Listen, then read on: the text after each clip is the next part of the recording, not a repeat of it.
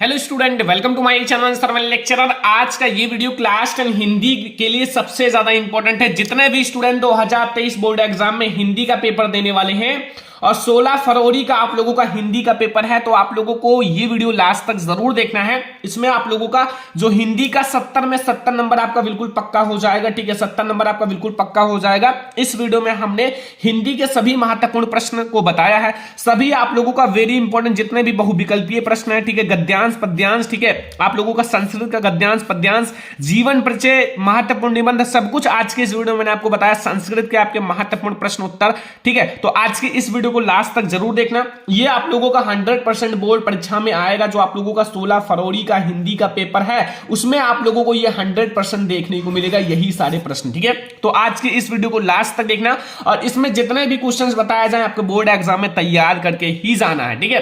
तो आज की इस वीडियो को सारे बच्चे लाइक करना। इस वीडियो को कम से कम 20,000 लाइक तक आप लोगों को ले जाना है। सारे बच्चे लाइक करना, शेयर करना, अगर चैनल पे ना तो सब्सक्राइब कर लेना। चलो हम लोग देखते हैं सबसे पहले हिंदी के सभी बहुविकल्पीय प्रश्न, फिर हम लोग गद्यांश पद्यांश सब कुछ देखेंगे।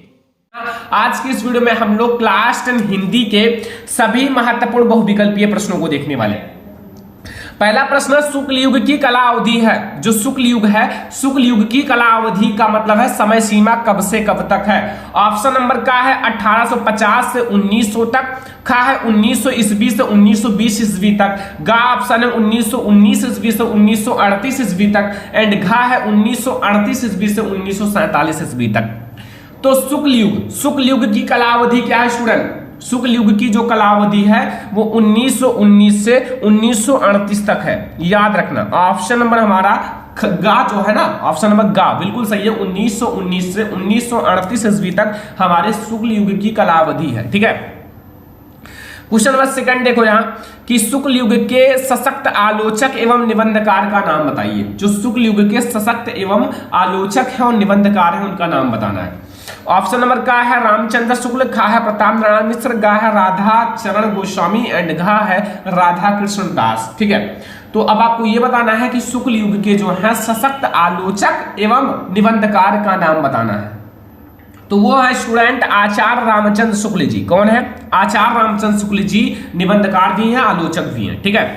क्वेश्चन नंबर 3 है कि छायोत्तर युग के कवि कौन है? प्रमुख कवि। छायोत्तर युग के प्रमुख कवि का नाम बताना है, ठीक है। छायोत्तर युग के प्रमुख कवि रामधारी सिंह दिनकर, खा है डॉक्टर नागेंद्र, या फिर गा है रामचंद्र शुक्ल, एंड घा है अध्यापक पूर्ण सिंह। तो छायावत्तर युग के जो कवि हैं वो कौन है? वो है रामधारी सिंह दिनकर जी। कौन है? रामधारी सिंह दिनकर। जितना प्रश्न बता रहा हूं सारा क्वेश्चन याद कर लेना, रिपीट करना, ठीक है। बोर्ड एग्जाम के लिए वेरी इंपॉर्टेंट है ये सारा क्वेश्चन। आप लोग शॉर्ट नोट्स बनाओ और उसमें नोट करो। शुक्ल युग के प्रमुख इतिहासकार हैं। शुक्ल युग के जो प्रमुख इतिहासकार हैं वो कौन है? डॉक्टर नागेंद्र, या फिर हजारी प्रसाद द्विवेदी, या फिर बाबू गुलाब राय, या इनमें से कोई नहीं।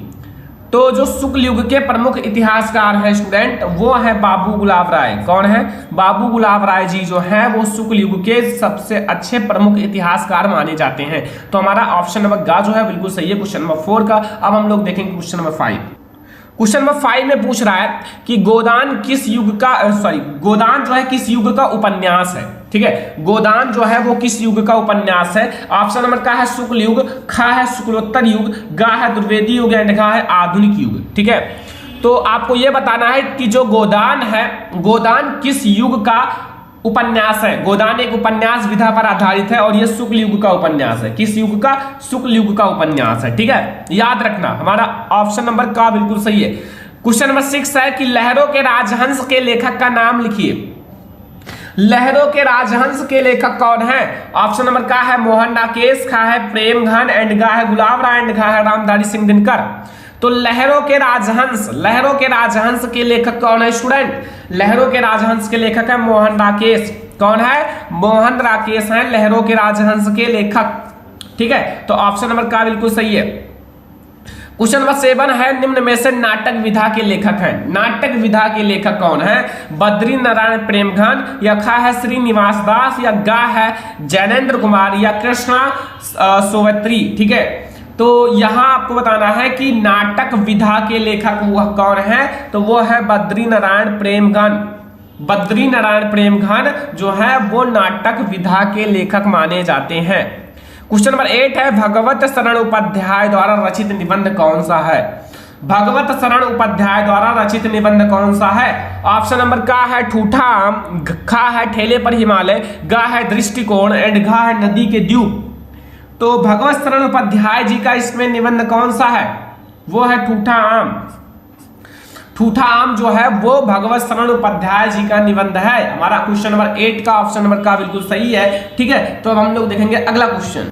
क्वेश्चन नंबर 9 देखो कि कीर्ति कंकाल के लेखक हैं। जो कीर्ति कंकाल के लेखक कौन है? कंकाल जो है ना रचना, उसके लेखक कौन है?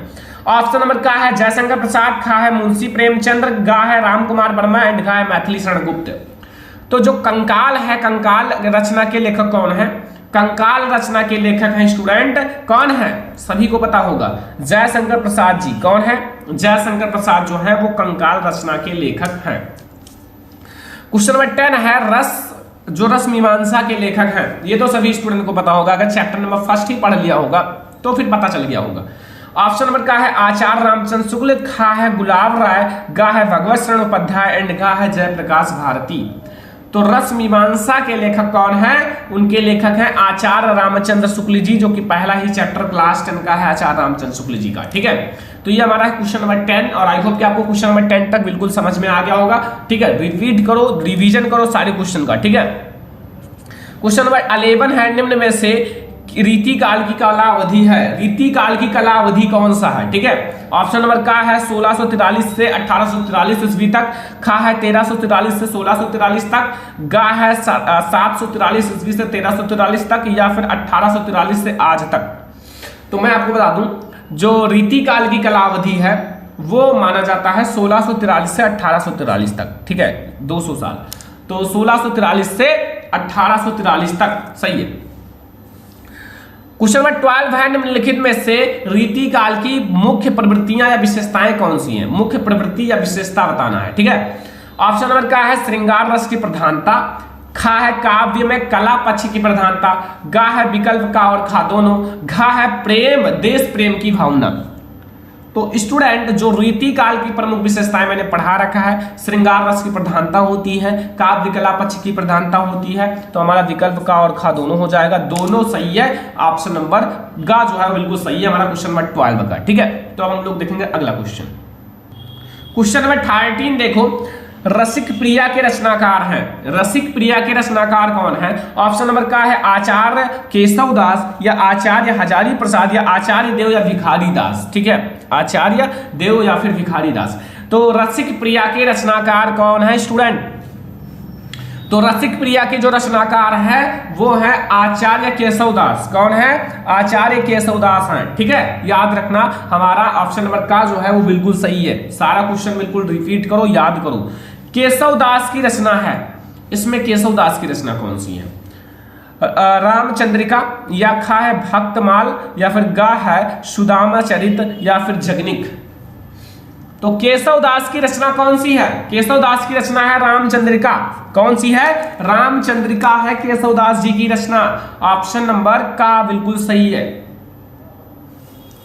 अगला देखो 15 नंबर क्वेश्चन कि निम्न में से कौन सी रचना पद्माकर द्वारा लिखी गई है? निम्नलिखित में से कौन सी रचना है जो पद्माकर द्वारा लिखी गई है? रसराज, या कवि प्रिया, या गंगा लहरी, या शिवा बावनी। तो सभी को पता होगा कि कौन सी रचना है जो पद्माकर द्वारा लिखी गई है, तो वो है गंगा लहरी। ऑप्शन नंबर गा जो है वो बिल्कुल सही है, गा वाला ऑप्शन हमारा सही है। ठीक है, क्वेश्चन नंबर 15 तक आई होप कि आपको समझ में आ गया होगा, सारा क्वेश्चन आपको समझ में आ रहा होगा। ठीक है, क्वेश्चन नंबर 16 है 16 नंबर क्वेश्चन कि निम्न में से प्रयोगवाद की दो विशेषताएं कौन सी हैं? प्रयोगवाद, ठीक है, प्रयोगवाद युग की विशेषता बताना है। जैसे रीति काल होता है, प्रगतवादी युग होता है, प्रयोगवादी युग होता है, सारा होता है। घोर, यहां देखो घोर वैश्विकता, या फिर यथार्थवादी दृष्टिकोण, या समाज का यथार्थवादी चित्रण, या नारी की प्रति परिवर्तित दृष्टिकोण। क्वेश्चन नंबर 16 पूछ रहा है। क्वेश्चन नंबर 16 में हमारा दो बताना है ना, मतलब 2 पर टिक लगाना है। तो यथार्थवादी दृष्टिकोण सही है और घोर वैश्विकता का सही है। ठीक है, ये हमारा दोनों सही है। तो हमारा क्वेश्चन नंबर 16 का ये दोनों सही है, ऑप्शन नंबर का और खा। ठीक है, अब हम लोग देखेंगे क्वेश्चन नंबर 17। क्वेश्चन नंबर 17 आप लोग देखो यहाँ कि साकेत महाकाव्य की रचना किसने की है। साकेत महाकाव्य के रचनाकार कौन है या साकेत महाकाव्य के रचयिता कौन है। देखो यहाँ ऑप्शन नंबर का है मैथिली शरणगुप्त, खा है जयशंकर प्रसाद, एंड गा है हरिओध, एंड घा है नागार्जुन। तो साकेत महाकाव्य के रचनाकार कौन है। साकेत महाकाव्य के जो रचनाकार हैं वो है मैथिली शरणगुप्त। कौन है, मैथिली शरणगुप्त जी जो है वो साकेत महाकाव्य के रचनाकार हैं। क्वेश्चन नंबर 18 देखो, छायावाद युग के प्रमुख कवि हैं या लेखक हैं, सॉरी लेखक। तो छायावाद युग के प्रमुख लेखक कौन है। ऑप्शन नंबर का है यशपाल, खा है वृंदावन लाल वर्मा, गा है रामकुमार वर्मा या भारतेंद्र हरिश्चंद्र। जो छायावाद युग के लेखक हैं स्टूडेंट वो कौन है ये आपको बताना है। तो छायावाद युग का लेखक आई होप कि सबको पता होगा कि रामकुमार वर्मा जी हैं। कौन है, रामकुमार वर्मा जी। ठीक है, ऑप्शन नंबर गा जो है वो बिल्कुल सही है, रामकुमार वर्मा। ठीक है, क्वेश्चन नंबर 19 देखो ध्यान से, प्रगतवादी युग की दो विशेषताएं या प्रवृत्तियां कौन सी हैं। प्रगतवादी युग की आपको विशेषताएं या प्रवृत्तियां बतानी है। सौंदर्य की भावना या करुणा तथा नैस्य की भावना या मानवतावादी प्रवृत्ति या विद्रोह एवं क्रांति की भावना। प्रगतवादी युग की दो विशेषताएं बतानी है। तो प्रगतवादी युग की विशेषता है मानवतावादी प्रवृत्ति। मानवतावादी प्रवृत्ति सही है और विद्रोह एवं क्रांति की भावना भी सही है। तो हमारा क्वेश्चन नंबर 19 का गा और घा दोनों ऑप्शन सही है। ठीक है, समझ में आ गया ना क्वेश्चन नंबर 19 तक।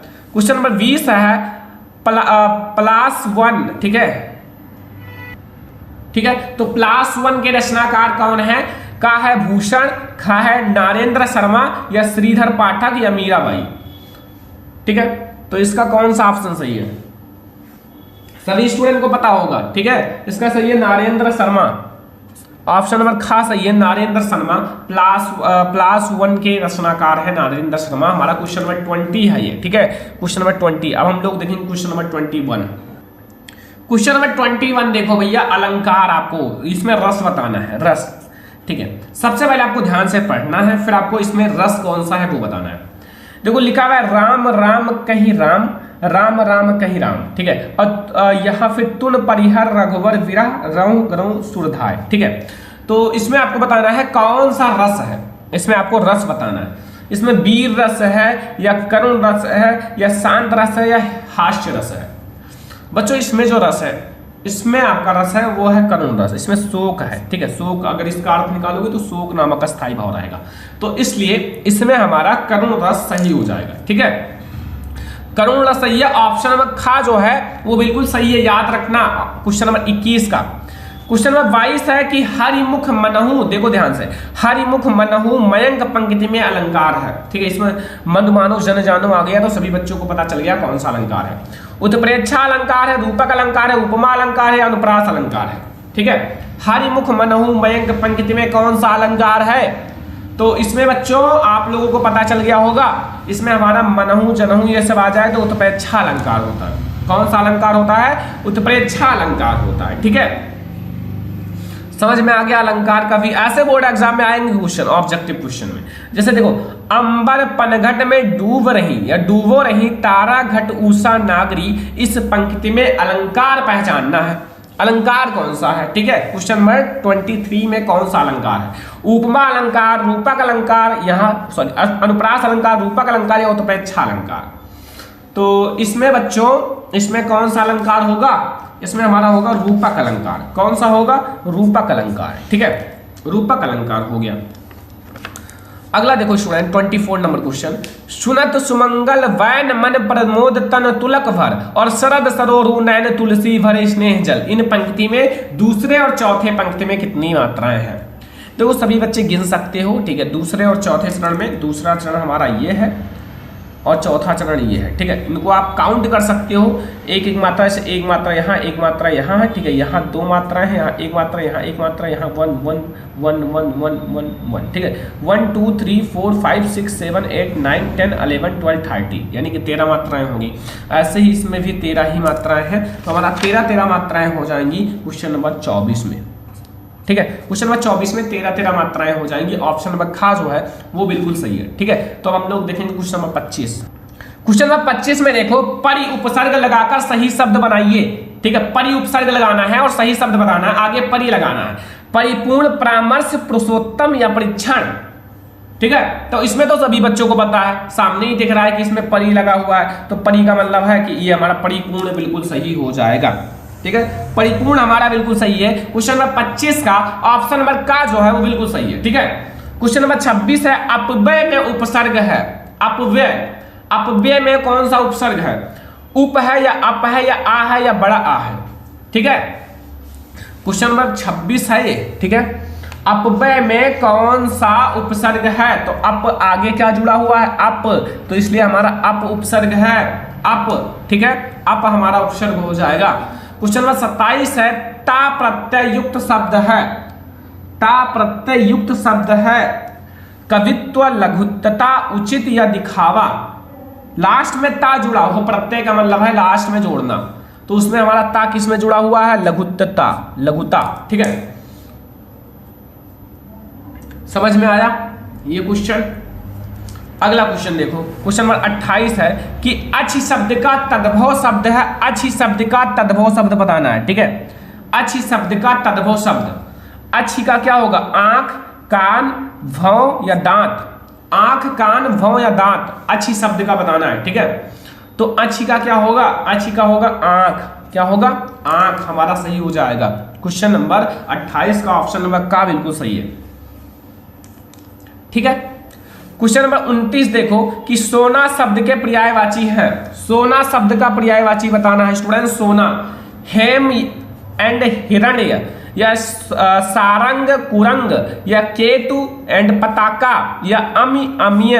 ठीक है, तो सोना शब्द का पर्यायवाची क्या होगा? सोना शब्द का होगा हेम या और हिरण्य। ठीक है, ऑप्शन नंबर का बिल्कुल सही है हमारा क्वेश्चन नंबर 29 का। ठीक है, समझ में आया?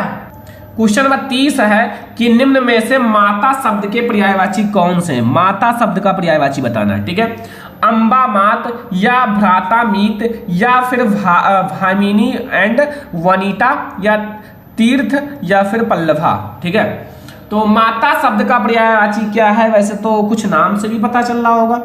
ठीक है, ऑप्शन में का वाला ऑप्शन ध्यान से देखो, अम्मा, अंबा, अंबा एंड मात, तो ये हमारा सही हो जाएगा ना, अंबा और मात। ऑप्शन नंबर का बिल्कुल सही है। 31 नंबर क्वेश्चन, इत्यादि का संधि विच्छेद है। इत्यादि शब्द का संधि विच्छेद क्या है? इति धन यादि या फिर इति धन आदि या फिर इति धन यादि या इति धन यादि। ठीक है, तो बच्चों इत्यादि का संधि विच्छेद क्या होता है? इत्यादि का संधि विच्छेद, तो इत्यादि का जो संधि विच्छेद होगा वो इति धन आदि होगा, इति धन आदि। ठीक है, इति धन आदि हमारा बिल्कुल सही हो जाएगा, इत्यादि शब्द का संधि विच्छेद। अब देखो कर्तज्ञा। ठीक है, कर्तज्ञा का संधि विच्छेद क्या होगा? कृति धन आज्ञा या कृत धन आज्ञा या कर्ता धन आज्ञा या कर्ता धन आज्ञा, तो क्या होगा? संधि विच्छेद बताना है। ये बहुत ज्यादा इंपॉर्टेंट है, दो मैंने लिया है, दोनों बहुत ज्यादा इंपॉर्टेंट है। सारे क्वेश्चन बिल्कुल तैयार करके बोर्ड एग्जाम में जाना, ये सारे क्वेश्चन आपको पढ़ के ही जाना है। ठीक है, कृतज्ञा सही हो जाएगा, सही है हमारा ये वाला ऑप्शन बिल्कुल सही है। अगला क्वेश्चन देखो, पठिष्यसि रूप के पठ धातु है। पठिष्यसि रूप के पठ धातु, लिट लकार मध्यम पुरुष बहुवचन या लट लकार प्रथम पुरुष बहुवचन या लंग लकार उत्तम पुरुष एकवचन या लोट लकार प्रथम पुरुष बहुवचन। पठिष्यसि का बताना है बच्चों, पठिष्यसि का, तो पठिष्यसि का होगा लिट लकार मध्यम पुरुष बहुवचन। ऑप्शन नंबर का बिल्कुल सही है, लिट लकार मध्यम पुरुष बहुवचन। ठीक है, हमारा क्वेश्चन नंबर 33 का ऑप्शन नंबर का जो है वो बिल्कुल सही है। ठीक है, चलो हम लोग देखते हैं अगला क्वेश्चन। क्वेश्चन नंबर 34 पर अब आप लोग ध्यान दो, 34 पर, कि फल शब्द का चतुर्थी विभक्ति द्विवचन रूप है। फल शब्द का चतुर्थी विभक्ति द्विवचन रूप है, तो यहां ऑप्शन नंबर का है फलभ्याम या खा है फलेभ्या या फिर फलानाम या फिर फलयो। ठीक है, तो फल शब्द का होगा फलभ्याम। क्या होगा? फलभ्याम, वो भी चतुर्थी विभक्ति द्विवचन बता रहे हैं। ठीक है, वैसे तो बहुत सारे हैं। नेह, नेह का तद्भव शब्द या नेह जो है ना तद्भव का तत्सम होगा। नेह तद्भव है, इसका तत्सम बताना है, तो नेह का स्नेह।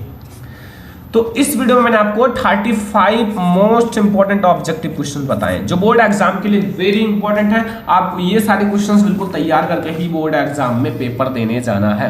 ये सारे क्वेश्चंस बहुत ही ज्यादा इंपॉर्टेंट है। ठीक है, देखो आप लोगों का जो महत्वपूर्ण गद्यांश है, ठीक है, क्लास 10 हिंदी का जो महत्वपूर्ण गद्यांश है जो मैं आप लोगों को बताने वाला, अगर ये काम करोगे 6 नंबर आपका पक्का हो जाएगा। 6 नंबर आप लोगों का पक्का हो जाएगा। ठीक है, 6 नंबर का आपका गद्यांश पक्का हो जाएगा। मैं आपको जो आपके जितने भी इंपॉर्टेंट गद्यांश है वो मैं आप लोगों को बता देता हूं। ठीक है, यहां पहला जो हमारा मोस्ट इंपॉर्टेंट गद्यांश है वो है विश्वास पात्र मित्र जीवन। ठीक है, फिर डॉट डॉट डॉट डॉट पुरुष को करना चाहिए। ठीक है, ये शुरुआत के हैं, ये हमारा बहुत ही ज्यादा इंपॉर्टेंट गद्यांश है। ठीक है, जिसमें आप लोगों का पहला चैप्टर मित्रता चैप्टर, जिसके लेखक आचार्य रामचंद्र शुक्ल जी हैं, उस चैप्टर से है विश्वास पात्र मित्र जीवन। ठीक है, फिर आपका डॉट डॉट डॉट पुरुष को करना चाहिए। ठीक है, शुरुआत में इतना, फिर लास्ट में ये रहेगा पुरुष को करना चाहिए। ठीक है, ये हमारा बहुत ही ज्यादा इंपॉर्टेंट गद्यांश है। आप लोगों को ये हर एक गाइड में मिल जाएगा, आपकी बुक में भी मिल जाएगा। ठीक है, आप लोग देख लेना, या फिर नहीं मिलेगा तो कमेंट कर देना, मैं आप लोगों को सॉल्व करा दूंगा। ठीक है, लेकिन ये हमारा बहुत ही ज्यादा इंपॉर्टेंट गद्यांश है पहला।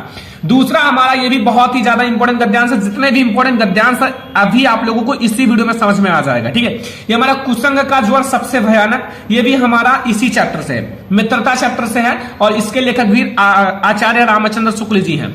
तो कुसंग का ज्वर सबसे भयानक, फिर डॉट डॉट डॉट है, फिर उठाती जाएगी। ठीक है, उठाती जाएगी। तो ये भी हमारा जो गद्यांश है बोर्ड एग्जाम के लिए मोस्ट इंपॉर्टेंट है। ये 2 गद्यांश आप लोग तैयार कर लेना। अभी हमारा और भी गद्यांश है, यहां देखो हमारा ममता चैप्टर से है, हे भगवान, फिर डॉट डॉट डॉट अंधा बना रही है। ठीक है, अंधा बना रही है, ये भी हमारा तीसरा मोस्ट इंपॉर्टेंट गद्यांश है, मतलब तीसरा मोस्ट इंपॉर्टेंट गद्यांश। जो गद्यांश बता रहा हूं, ठीक है, ये हमारे शुरुआत के हैं और ये हमारे गद्यांश के लास्ट के स्टेप हैं। ठीक है, ये आप लोगों को हर एक क्वेश्चन बैंक में मिल जाएगा। ठीक है, तो ये आप लोगों का हो गया हे भगवान, फिर डॉट डॉट डॉट अंधा बना रही है, ये हमारा बहुत ज्यादा इंपॉर्टेंट गद्यांश है। ये सारा गद्यांश जरूर तैयार होना चाहिए, इसी में से ही बोर्ड एग्जाम में 100% मैं कह सकता हूं आएगा ही आएगा। ठीक है, आप कोई भी पेपर उठा के देख लो, मॉडल पेपर उठा के देख लो, इसी में से ही आया है। ठीक है, 4 नंबर है कि भिन्न भिन्न धर्मों, फिर डॉट डॉट डॉट है, फिर देखने में आएगी। ठीक है, देखने में आएगी, भिन्न भिन्न धर्मों, फिर यहां डॉट डॉट डॉट है, फिर देखने में आएगी। ये हमारा भारतीय संस्कृति चैप्टर से है, जिसके लेखक डॉक्टर राजेंद्र प्रसाद जी हैं। ठीक है, तो ये हमारा उसी चैप्टर से है। तो ये आप लोग देख लेना, जरूर आप लोग सॉल्व करना, एक एक गद्यांश को इसको नोट कर लेना, नोट्स बना लेना बच्चों, और जो मैं आपको बता रहा हूं इन सारे को सॉल्व करना। ये गद्यांश पर फोकस करना है, क्योंकि ये गद्यांश जो मैं आपको बता रहा हूं ये आपको 90% दिलाएंगे, क्योंकि 6 नंबर आपका फिक्स हो जाएगा। ठीक है, अगला देखो, आज विज्ञान मनुष्यों को फिर डॉट डॉट डॉट को नियंत्रित भी। ठीक है, ये हमारा है गद्यांश, जो हमारा 5 नंबर इंपॉर्टेंट गद्यांश है। ठीक है, ये हमारा 5 नंबर मोस्ट इंपॉर्टेंट गद्यांश है। आज विज्ञान मनुष्यों को, फिर डॉट डॉट डॉट को यहां है, फिर नियंत्रित भी। ठीक है, और जो हमारा 6वां मोस्ट इंपॉर्टेंट गद्यांश है वो पहले पहाड़ काटकर फिर डॉट डॉट डॉट पुलकित हो उठे। ठीक है, ये हमारा ध्यान से देना। ठीक है, तो ये हमारा अजंता चैप्टर से लिया गया, जिसके लेखक कौन है, भगवत शरण उपाध्याय। ठीक है, श्री भगवत शरण उपाध्याय जी हैं। तो ये 6 जो मोस्ट इंपॉर्टेंट पूरे बुक का 6 हमारा मोस्ट इंपॉर्टेंट गद्यांश है, जो अगर आप लोग तैयार कर लेते हो तो 6 नंबर आपका फिक्स हो जाएगा। ठीक है, अगर नहीं मिलता कमेंट कर देना, मैं सारे को सॉल्व कराऊंगा, क्योंकि आप लोगों को मैं पूरा तैयारी कराने वाला हूं। जितने बच्चे चैनल को सब्सक्राइब नहीं किए हैं फटाफट से सब्सक्राइब कर लो, क्योंकि हम लोगों को 1 मिलियन तक जल्दी से जल्दी क्रॉस करना है। ठीक है, तो सभी बच्चे चैनल को सब्सक्राइब करें, क्योंकि आप लोगों की पूरी तैयारी होगी, पूरी तैयारी, एक भी सब्जेक्ट नहीं छोड़ा जाएगा। ठीक है, तो ये आपका मोस्ट इंपॉर्टेंट गद्यांश है। अब मैं आप लोगों को ऐसे पद्यांश बता देता हूं जो बोर्ड एग्जाम के लिए मोस्ट इंपॉर्टेंट है, आप लोगों को तैयार कर लेना है। ठीक है, अब महत्वपूर्ण पद्यांश आ जाओ, जो हमारा 6 नंबर फिक्स करा देगा। ठीक है, 6 नंबर आपका पक्का हो जाएगा महत्वपूर्ण पद्यांश से। ठीक है, ध्यान से समझो एक एक चीजों को, 6 नंबर आपका यहां से पक्का हो जाएगा। ठीक है, जो हमारा महत्वपूर्ण पद्यांश है इसको भी आप लोग ध्यान से समझो। पहला, ऊधव मन न भये, फिर यहां डॉट डॉट डॉट डॉट। ठीक है, और नहीं जगदीश। ठीक है, ऊधव मन न भये, फिर डॉट डॉट डॉट, ये लास्ट वाला है, और नहीं जगदीश। ये हमारा सूरदास जी का है, जो इसके रचयिता हैं या कवि हैं, और जो पाठ का नाम है पद है। क्या है, पद है। ठीक है, तो ये ध्यान रखना सूरदास जी का, तो ये बहुत ज्यादा इंपॉर्टेंट है। वही मैं आपको बता रहा हूं जो बोर्ड एग्जाम के लिए बिल्कुल हिट ही करेंगे, बोर्ड एग्जाम में आएंगे ही आएंगे, वही मैं आप लोगों को बता रहा हूं। और ये सारा आप लोग तैयार करके ही बोर्ड एग्जाम में जाना। दूसरा जो हमारा है वो सुनी सुंदर बैन, ठीक है, यहां सुनी सुंदर बैन, फिर डॉट डॉट डॉट मंजुलकंज कली, ठीक है, मंजुलकंज कली, ये हमारा दूसरा मोस्ट इंपोर्टेंट पद्यांश है। ये हमारा तुलसीदास जी का है और आप लोगों का वन पथ पर चैप्टर से है, ठीक है, जैसे आप लोगों का पूरा है धनुष भंग वन पथ पर, लेकिन ये जो शीर्षक वन पथ से है, ठीक है, तो हमारा तुलसीदास जी है, ठीक है। तो ये आप लोगों को समझ में आ गया ना। उद्धव मन नभ है, फिर यहां से आप लोगों का और नहीं जगदीश, ये लास्ट वाला है, ये शुरुआत वाला है, फिर ये है, ठीक है, दूसरा हमारा मोस्ट इंपोर्टेंट पद्यांश। मतलब सारा जो मैं आपको बता रहा हूं भैया कंप्लीट करके जाना, अगर बोर्ड एग्जाम में अच्छे मार्क्स लाना है, 90% लाना, क्योंकि ये गद्यांश पद्यांश ही आपके मार्क्स को बहुत ज्यादा हाई करते हैं हिंदी में, ठीक है, हिंदी का ये बहुत ज्यादा इंपॉर्टेंट टॉपिक है। तीसरा हमारा है शीश जटा उर बाहु, ध्यान से समझो, शीश जटा उर बाहु, फिर यहां डॉट डॉट डॉट सखी रावणे को है, ठीक है, सखी रावणे को है, ये भी हमारा मोस्ट इंपोर्टेंट पद्यांश है। ये आप लोगों को कंप्लीट करके ही बोर्ड एग्जाम में जाना है। अगर आप लोगों को पेपर देने जाना है तो इतनी सारी चीजें पढ़ना बहुत ज्यादा जरूरी है, ठीक है, समझ में आ गया ना आप लोगों को। ये भी उसी चैप्टर से है जो तुलसीदास जी के कवि हैं और वन पथ पर शीर्षक से है, ठीक है। अब अगला देखो स्टूडेंट, अगला हमारा है जो 4 नंबर है कि बढ़त बढ़त संपत्ति, ठीक है, फिर यहां डॉट डॉट समूल कुम्हिलाए, ठीक है, ये भी बहुत ही ज्यादा इंपॉर्टेंट हमारा पद्यांश है, मतलब आपको तैयार करके ही जाना है। बढ़त बढ़त संपत्ति, फिर डॉट डॉट डॉट डॉट समूल कुम्हिलाए, ठीक है, ये बहुत ही ज्यादा इंपॉर्टेंट पद्यांश है। मतलब आप लोगों को जो जितने इंपॉर्टेंट गद्यांश पद्यांश सब एक ही वीडियो में पता चल जाएगा। अब आप लोगों को इन सारी चीजों को केवल पढ़ना है, ठीक है, आप लोगों को हर जगह मिल जाएगा। अगर आपको पढ़ने में रुचि है, पढ़ने में इंटरेस्ट है, 90% लाना है, तो हर जगह आप लोग इसको, हर एक गाइड बुक सब जगह मिल जाएगा, ठीक है। अगला देखो बुराई जो तर्ज, ठीक है, फिर डॉट डॉट डॉट लोक पातु, ठीक है, ये भी हमारा मोस्ट इंपोर्टेंट पद्यांश है, मतलब वेरी इंपोर्टेंट पद्यांश है बोर्ड एग्जाम 2023 के लिए। जितने बच्चे 2023 में बोर्ड एग्जाम देने वाले हैं, इन सारे पद्यांश को आपको पढ़ के ही जाना है। जितना मैं आपको पद्यांश बता रहा हूं सारा पद्यांश पढ़ लेना, क्योंकि पढ़ना आप लोगों को है, जितना ज्यादा पढ़ोगे उतना अच्छा है। यहां सच्चा प्रेम, फिर यहां डॉट डॉट डॉट होती है विकसित, ठीक है, सच्चा प्रेम होती है विकसित, ये बहुत ही ज्यादा इंपॉर्टेंट है पद्यांश, ठीक है, बहुत ही ज्यादा इंपॉर्टेंट पद्यांश है। आप लोगों को कंप्लीट करके ही जाना है। राम नरेश त्रिपाठी जी का है, ठीक है, राम नरेश त्रिपाठी जी का है। तो ये आप लोगों को 6 मैंने आपको मोस्ट इंपोर्टेंट पद्यांश भी बता दिया जो बोर्ड एग्जाम के लिए वेरी इंपॉर्टेंट है। 6 गद्यांश बता दिया, 6 पद्यांश बता दिया। मतलब अब आप लोग इन सारे को पढ़कर 12 नंबर, आप लोग 12 मार्क्स फिक्स कर सकते हो। ये हमारा महत्वपूर्ण गद्यांश और पद्यांश हो गया, ठीक है। अब आप लोगों को इससे बाहर नहीं आएगा। अगर आप पढ़ लेते हो इन सारा जितना मैंने आपको बताया है, तो फिर आप लोग बिल्कुल तैयार रहो बोर्ड एग्जाम में पेपर देने के लिए, ठीक है। ये हमारा महत्वपूर्ण गद्यांश और पद्यांश हो गया ना। अब आप लोगों को कोई दिक्कत नहीं है। अब हम लोग देखेंगे आगे। अब आ जाओ संस्कृत का महत्वपूर्ण गद्यांश। संस्कृत का महत्वपूर्ण गद्यांश समझो बच्चों, जो हमारा संस्कृत में महत्वपूर्ण गद्यांश आता है, ठीक है। ये भी अब आप लोगों के बोर्ड एग्जाम में 5 मार्क्स का आएगा। कितने मार्क्स का? 5 मार्क्स का आपके बोर्ड एग्जाम में आएगा। ध्यान रखो, ये बहुत ही ज्यादा इंपॉर्टेंट हो चुका है, क्योंकि संस्कृत का गद्यांश और पद्यांश दोनों अलग कर दिया गया है 5 मार्क्स का, ठीक है। तो अब आप लोग ध्यान से समझना एक एक चीजों को। पहला जो हमारा इंपॉर्टेंट गद्यांश है वो वाराणसी सुव्याख्याता, फिर डॉट डॉट डॉट है इमा बहु प्रसन्नति, ठीक है। तो ये आप लोगों का एक बहुत ही ज्यादा इंपॉर्टेंट हमारा गद्यांश है, ठीक है, संस्कृत का गद्यांश। यहां से आप लोग 5 नंबर पक्का करो, ठीक है, अपना 5 नंबर पक्का करो, ठीक है, पक्का हो जाएगा अगर ये सारी चीजें पढ़ लेते हो जितना मैं आपको बता रहा हूं, ठीक है। तो ये हमारा मोस्ट इंपोर्टेंट गद्यांश है जो आप लोगों को पढ़ के ही बोर्ड एग्जाम में जाना है, क्योंकि अगर आप लोग इन सारी चीजों को पढ़ लोगे तो बोर्ड एग्जाम में 90% आप लोगों का आसानी से आ जाएगा। अब आप लोगों को भी मेहनत करना पड़ेगा। अगर आप सोच रहे हो कि मेहनत नहीं करें और वैसे ही नंबर मिल जाएगा, तो ऐसे नंबर नहीं मिलेगा। आपको भी मेहनत करना है, आपके साथ मैं भी आप लोगों को मेहनत करके पढ़ा रहा हूं। अब आप लोग पढ़ो भी और खुद से भी मेहनत करो, ठीक है, क्योंकि खुद से जब मेहनत करोगे तो आप लोगों को बहुत अच्छा लगेगा और आप लोग बोर्ड एग्जाम में अच्छे मार्क्स भी लाओगे। अगला है एम नगरी विविध धर्माण, ठीक है, फिर यहां डॉट डॉट डॉट, ठीक है, इदानी मपी एंड पारी पालते ही, ठीक है। ये हमारा मोस्ट इंपोर्टेंट गद्यांश है। देख लो, दोनों हमारा बहुत ही ज्यादा इंपोर्टेंट गद्यांश है जो आपको पढ़ के ही जाना है बोर्ड एग्जाम में। अगर नहीं जाओगे पढ़कर तो बाद में बहुत पछताओगे। ये आप लोगों का 5 नंबर का हो गया। 5 नंबर फिक्स करने के लिए आप लोगों को पढ़ना पड़ेगा। जितना मैं आपको बता रहा हूं इतना तो पढ़ना ही पड़ेगा, ठीक है, क्योंकि एक एक नंबर के लिए लोग बड़े से बड़े चैप्टर को पढ़ लेते हैं, ठीक है। अभी तो आप लोग छोटे से क्लास में, जब आगे जाओगे कंपटीशन में तो एक एक नंबर के लिए पूरी बुक को पढ़ना पड़ता है। ये तो एक छोटा सा गद्यांश पद्यांश है, ठीक है। अगला है एकदा बहुवा जना, फिर डॉट डॉट डॉट, ठीक है, बहुज्ञा चा अस्ति, इन सारे को आपको ढूंढना है और जितनी चीजें मैं आपको बताऊं पढ़ना है, ठीक है। अगर नहीं मिले कमेंट कर देना, मैं आप लोगों को इन सब का सॉल्यूशन प्रोवाइड कर दूंगा, क्योंकि मैं आप लोगों के साथ मेहनत कर रहा हूं, आप लोगों की फ्यूचर देख रहा हूं, ठीक है। मैं आप लोगों के लिए इन सबको दिन रात करके मैं ढूंढ सकता हूं, लेकिन अगर आप लोग चैनल को सब्सक्राइब नहीं किए तो सब्सक्राइब कर लो, क्योंकि सारे सब्जेक्ट की मैं आप लोगों को तैयारी करा रहा हूं। तो आप लोग अच्छे से पढ़ो, जितनी वीडियोज आए उनको ध्यान से देखो, नोट करो, नोट्स बनाओ और बोर्ड एग्जाम में जाओ, मचा दो, ठीक है। अगला देखो यहां आम स्वाभिकृता समय फिर डॉट डॉट डॉट जानति सा पंडिता, ठीक है। ये भी हमारा मोस्ट इंपोर्टेंट गद्यांश है, ठीक है, जो हमारा संस्कृत का गद्यांश है, मोस्ट इंपोर्टेंट गद्यांश है, मतलब आपको पढ़ के ही जाना है, ध्यान से समझो। अगला है अस्माकम संस्कृता सदा फिर डॉट डॉट डॉट आचार्य दृढ़ता चेती।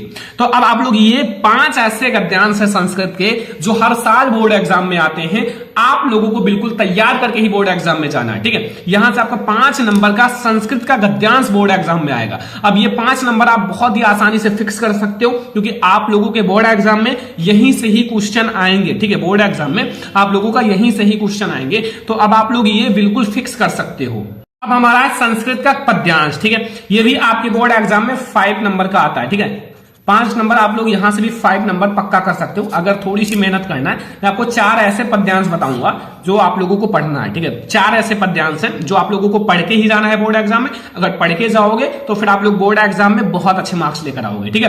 पहला बंधनम मरणम फिर डॉट डॉट डॉट वीर भावे ही वीरता, ठीक है। बंधनम मरणम फिर डॉट डॉट डॉट है, फिर वीर भावे ही वीरता। ये आप लोगों का एक मोस्ट इंपोर्टेंट संस्कृत का पद्यांश है, संस्कृत का एक मोस्ट इंपोर्टेंट पद्यांश है। अगला देखो सर्वे भवन्तु सुखिना फिर डॉट डॉट डॉट दुख भागा भवेत्। ये भी आपका मोस्ट इंपोर्टेंट संस्कृत का पद्यांश है, क्योंकि 5 नंबर का आपका संस्कृत का पद्यांश आएगा। और ये जो मैं आपको बता रहा हूं ये बोर्ड एग्जाम में बिल्कुल आपके फिक्स है कि आएंगे इसी में से, ठीक है। अगला देखो किस्वद गुरुत्रम भूमे फिर डॉट डॉट डॉट बहुतरी त्रिराट, ठीक है। ये आप लोग हटाए, ठीक है। तो ये आप लोगों का तीसरा मोस्ट इंपोर्टेंट पद्यांश है जो बोर्ड एग्जाम के लिए मोस्ट इंपोर्टेंट है, ठीक है। संस्कृत का पद्यांश है, ठीक है। अगला है मरणम मंगलम यत्र फिर डॉट डॉट काशी केन मियते, ठीक है। तो अब आप लोगों को यहां 5 आप लोगों को पद्यांश गद्यांश तैयार करना, 4 आप लोगों को पद्यांश, ये 9 चीजें तैयार करके 10 नंबर पक्का कर सकते हो। 10 नंबर आपका फिक्स हो जाएगा, बिल्कुल से फिक्स हो जाएगा, कोई नहीं काट पाएगा। तो अब आप लोग इसको पढ़ लेना, बोर्ड एग्जाम के लिए मोस्ट इंपोर्टेंट है। तो श्लोक में आपको 2 श्लोक बता देता हूं, श्लोक भी आपके बोर्ड एग्जाम में आएगा, तो 2 ऐसा श्लोक बता देता हूं जो बोर्ड एग्जाम के लिए मोस्ट इंपोर्टेंट है। आपको वो श्लोक पढ़ लेना, ठीक है, और वही श्लोक आप बोर्ड एग्जाम में लिखकर भी आना, ठीक है। पहला सर्वे भवन्तु सुखिना सर्वे सन्तु निरामया सर्वे भद्राणि पश्यन्तु मा कश्चित् दुर्भागा भवेत्। ये आपका पहला मोस्ट इंपोर्टेंट पद्यांश का श्लोक है, ठीक है। और ये श्लोक मैं इसलिए बता रहा हूं कि आपके बोर्ड एग्जाम में आता ना श्लोक लिखिए जो प्रश्न पत्र में ना हो, तो यही श्लोक आप लिख देना। अगर ये प्रश्न पत्र में हो तो अगला देखो बंधनम मरणम अपजयो यप पराजय उभयत्र समो वीरः वीर भावे ही वीरता, ठीक है। तो आप लोग ये दोनों श्लोक तैयार कर लो बोर्ड एग्जाम में, एक किसी को आप लिखाओगे आपका 2 से 3 नंबर फिक्स हो जाएगा श्लोक का, ठीक है। तो श्लोक का भी आपका फिक्स हो गया, कोई दिक्कत नहीं है। तो यहां से आपका श्लोक का भी मार्क्स फिक्स हो गया। दोनों श्लोक देख लो, एक है सर्वे भवन्तु सुखिना सर्वे सन्तु निरामया सर्वे भद्राणि पश्यन्तु मा कश्चित् दुर्भागा भवेत्, ठीक है। तो आप लोग इसको पढ़ लेना, इसको याद कर लेना, एक बार लिख लेना, लिख कर याद करना, आपको याद रहेगा, कभी आप जिंदगी में नहीं भूलोगे अगर आप एक बार लिख कर याद करोगे तो, ठीक है। तो आप लोग इसको बिल्कुल तैयार कर लेना। अब मैं आप लोगों को 10-12 ऐसे अति लघुत्तरीय प्रश्न बताता हूं जो आपके बोर्ड एग्जाम में इससे बाहर तो आएगा ही नहीं। ये तो रिकॉर्ड है, आप कोई भी पेपर उठा के देख लो, इससे बाहर नहीं आएगा। ये बहुत ज्यादा इंपॉर्टेंट वीडियो है, ठीक है। पहला वाराणसी नगरी कुत्र स्थिता अस्ति, ठीक है। ये हमारा पहला है, आप लोगों को ढूंढना है, ठीक है। अगर नहीं मिलेगा कमेंट कर देना, मैं आप लोगों को आंसर बता दूंगा, लेकिन ढूंढना, ठीक है, मिलेगा। क्योंकि अगर आप कोशिश करोगे तो कोशिश करने वालों की हार नहीं होती, ठीक है। वाराणसी नगरी कुत्र स्थिता अस्ति। दूसरा है वाराणसी नगरी केसा संगम स्थली अस्ति, ठीक है। ये दूसरा हमारा मोस्ट इंपोर्टेंट है। तीसरा है कुत्र मरणम मंगलम भवति, ठीक है। ये सारा आप लोगों को इसका आंसर देना है, ठीक है। संस्कृत में आंसर देना है, संस्कृत में, क्योंकि संस्कृत का आपका क्वेश्चन आंसर है, ठीक है।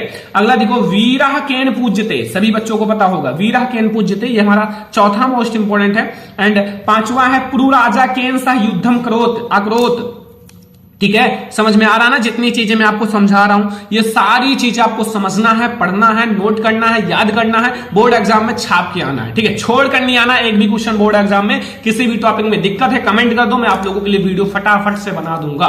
ठीक है, अगला देखो, पदेन विना किम दूर यति। ठीक है, याति। अगला है ज्ञानम कुत्र संभवती। ठीक है, ज्ञानम कुत्र संभवती। सारा देखो बच्चों, सारा पढ़ो, कुछ नहीं छोड़ना है बोर्ड एग्जाम में। चंद्रशेखरा का आसित, चंद्रशेखरा का आसित, इसको भी तैयार कर लेना, चंद्रशेखरा का आसित। अगला है भारतीय संस्कृत में मूलम किम अस्ति। ठीक है, अगला है विश्वस्य सृष्टा का। ठीक है, अगला है ग्रामीणम का उपहासत, ग्रामीणम का उपहासत। अगला है अतुष्यत मित्र का भवती अस्ति, या भवती कर सकते हो, अस्ति कह सकते हो। ये 12 सबसे ज्यादा इंपॉर्टेंट है पूरे बुक का, पूरे गाइड से मैंने ढूंढकर अच्छे से previous year paper, model paper सब जगह से ढूंढकर अच्छे से लिख कर आप लोगों को बताया हूं।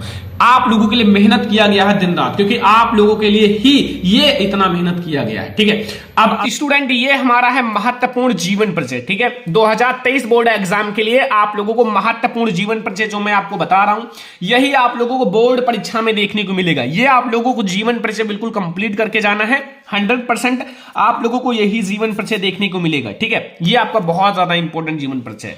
तो सबसे पहले आप लोगों का आचार्य रामचंद्र शुक्ल जी का जीवन परिचय जरूर कंप्लीट कर लेना। ये बोर्ड एग्जाम के लिए वेरी इंपॉर्टेंट है, आपको बोर्ड एग्जाम में जरूर देखने को मिलेगा।